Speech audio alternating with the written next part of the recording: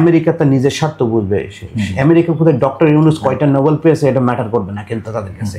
তারা যখন দেখবেন যে ডক্টর ইউনুসকে দিয়ে তাদের কাজ আছে, তখন ডক্টর ইউনুসের কথা তারা শুনবে। পৃথিবীর বিভিন্ন দেশের এমবেসি চাই কি জানেন, যে এই রোহিঙ্গারা বাংলাদেশের সাথে মিশে যান। তাদের যুক্তি হচ্ছে যে মায়ানমারে তো তারা যেতে পারবে না এই মুহূর্তে, মায়ানমার দীর্ঘদিন ধরে সংঘাত চলছে। তো তখন যখন তাদের পাল্টা প্রশ্ন করে যে আপনার মায়ানমারের সংঘাত সমাধান করেন, জাতিসংঘে এনগেজ করেন, তখন তারা বলে যে না, এটা তো সমাধান তো অনেক জটিল বিষয়। কক্সবাজারের একমাত্র হসপিটাল যেখানে রয়েছে ICU, HDU, CCU, NICU, PICU, সংকটাপন্ন নবজাতকের জন্য স্ক্যানো, ক্যান্সারের কেমোথেরাপি সহ চিকিৎসা সেবার সমৃদ্ধ আয়োজন। রয়েছে 24 ঘন্টার জরুরি বিভাগ। দেশ সেরা বিশেষজ্ঞ চিকিৎসকের সমন্বয়ে সর্বাধুনিক চিকিৎসা সেবায় আপনার পাশে ইউনিয়ন হসপিটাল। অন্তর্বর্তীকালীন সরকারের যে মাননীয় প্রধান উপদেষ্টা, তিনি একটা আন্তর্জাতিক ফিগার বলেন অনেকে। তার একটা বিশাল আন্তর্জাতিক পরিমণ্ডলে তার দখল আছে, সবাই চিনে তাকে শ্রদ্ধা করে, এবং সেই জায়গাতে তিনি অলরেডি ইতিমধ্যে পেয়েছেন, শান্তিতে নোবেল পেয়েছেন, এবং তার একটা ইউএনের সাথে ভালো যোগাযোগ আছে।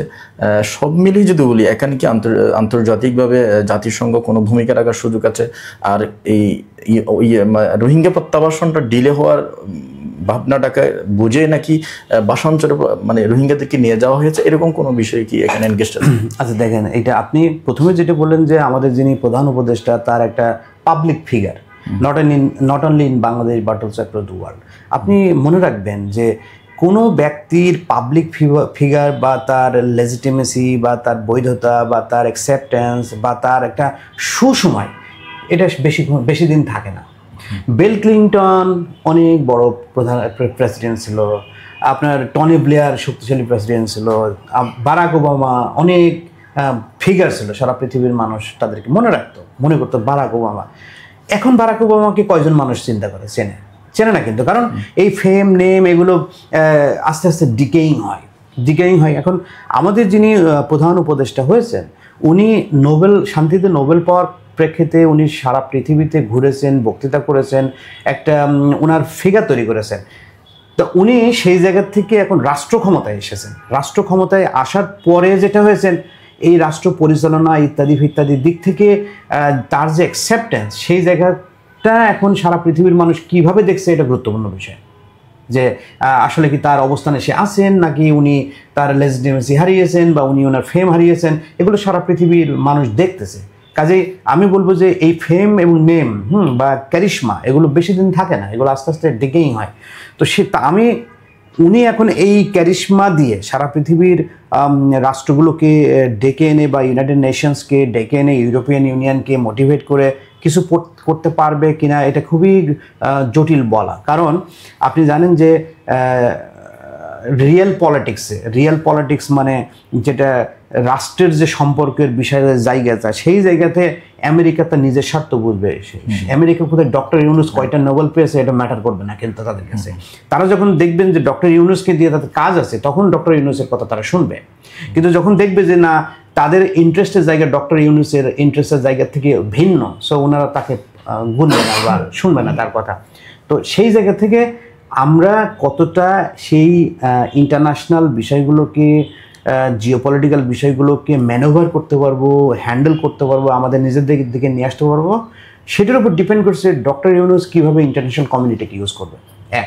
দ্বিতীয় হচ্ছে, যদি ইউনাইটেড নেশনসের ব্যানারে এখানে কিছু করতে হয়, তাহলে সেটা সিকিউরিটি কাউন্সিলের 5টা মেম্বার আছে, আমেরিকা, রাশিয়া, চায়না, বা গ্রেট ব্রিটেন, এই যে 5টা মেম্বার, ফ্রান্স, তাদের কিন্তু ম্যান্ডেট লাগবে। এখন আপনি দেখেন যে রাষ্ট্রীয় পর্যায়ে যারা রাষ্ট্র পরিচালনা করছে, তারা কতটা, কে চায়নাকে ম্যানেজ করবে, কে রাশিয়াকে ম্যানেজ করবে, কে আমেরিকাকে ম্যানেজ করবে, করার পরে কিন্তু প্রশ্ন আসবে যে জাতিসংঘের ইন্টারভেনশনটা এখানে হবে কিনা। তবে এইরকম মানবিক বিপর্যয়ের দিক থেকে, এরকম হিউম্যানিটেরিয়ান ক্রাইসিসের দিক থেকে ইউনাইটেড নেশনসের উচিত যে প্রোঅ্যাক্টিভ হওয়া, বিষয়গুলো হ্যান্ডেল করা, সমস্যা সমাধানের পথ বাতলানো। তো সেই জায়গাটা নির্ভর করা হচ্ছে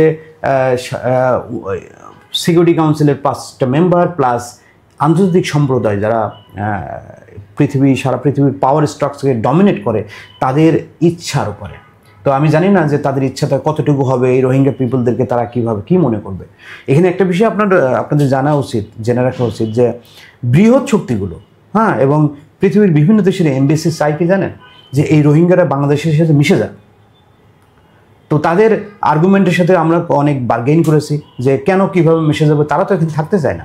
তাদের যুক্তি হচ্ছে যে মায়ানমারে তো তারা যেতে পারবে না এই মুহূর্তে, মায়ানমার দীর্ঘদিন ধরে সংঘাত চলছে। তো তখন যখন তাদের পাল্টা প্রশ্ন করে যে আপনার মায়ানমারের সংঘাত সমাধান করেন, জাতিসংঘে এনগেজ করেন, তখন তারা বলে যে না, এটা তো সমাধান তো অনেক জটিল বিষয়। যেহেতু জটিল বিষয়, আস্তে আস্তে এই মানুষগুলোর তো মানবিক অধিকার আছে, হিউম্যান রাইটস আছে, সো এখানে কাজ করুক, চাকরি বাকরি করুক, এই মিশে যাক। তার মানে তারা একটা চায় যে এখানে অ্যাসিমিলেশন হোক, এখানে সোশ্যাল কোহেশন হোক। তো যেহেতু তারা এটা চায়, তো তাদেরও ইন্টেনশন নিয়ে আমার সন্দেহ আছে। তারা এই মানুষগুলোকে কি আসলেই মানবিক দিক থেকে দেখে, না এই মানুষগুলোকে নিয়ে রাজনীতি করতেছে, সেটাও একটা বিষয়। আপনি ভাষাঞ্চরের কথা বলছিলেন, ভাষাঞ্চর নিয়ে আমার ভাষাঞ্চরের যে আবাসন প্রকল্প যখন বাংলাদেশ নৌবাহিনী বানায়, তো যখন গভর্নমেন্ট বললো যে রোহিঙ্গাদেরকে সেখানে নিয়ে যাওয়া হবে, তো বিরাট একটা অপোজিশন তৈরি হলো। আপনি নিশ্চয়ই জানেন কক্সবাজারের রোহিঙ্গারা সব প্লে কার্ড নিয়ে, ব্যানার নিয়ে বলেছে যে ভাষাঞ্চরে যাব না, এরকম তারা কিন্তু মিছিল করেছে, মিটিং করেছে। এবং তাদের সাথে United Nations High Commission for refugee সহ অন্যান্য যে সমস্ত এনজিও আছে, তারাও কিন্তু একাত্মতা ঘোষণা করছে যে না, এদেরকে ওই সাগরের মধ্যে ডুবাতে নিয়ে যাচ্ছে গভর্নমেন্ট। এবং ইন্টারন্যাশনালি এরকম একটা ফ্লেভার তৈরি হয়েছে যে বাংলাদেশ গভর্নমেন্ট রোহিঙ্গাদেরকে বঙ্গোপসাগরের মধ্যে ভাসিয়ে মেরে ফেলার জন্য নিয়ে যাচ্ছে। তখন এই বিভিন্ন পর্যায় থেকে আলাপ আলোচনা করা হলো যে, বা চিন্তা করা হলো যে ভাষাঞ্চলে যে জিনিসটা বানিয়েছে আসলে সেই জিনিসটি কেমন। তখন আমরা একটা প্রজেক্ট লঞ্চ করলাম যে sustainability and living condition of the Bhasanchar islands in Noakhali district. তো আমরা দুবার গিয়েছিলাম একটা বড় টিম নিয়ে।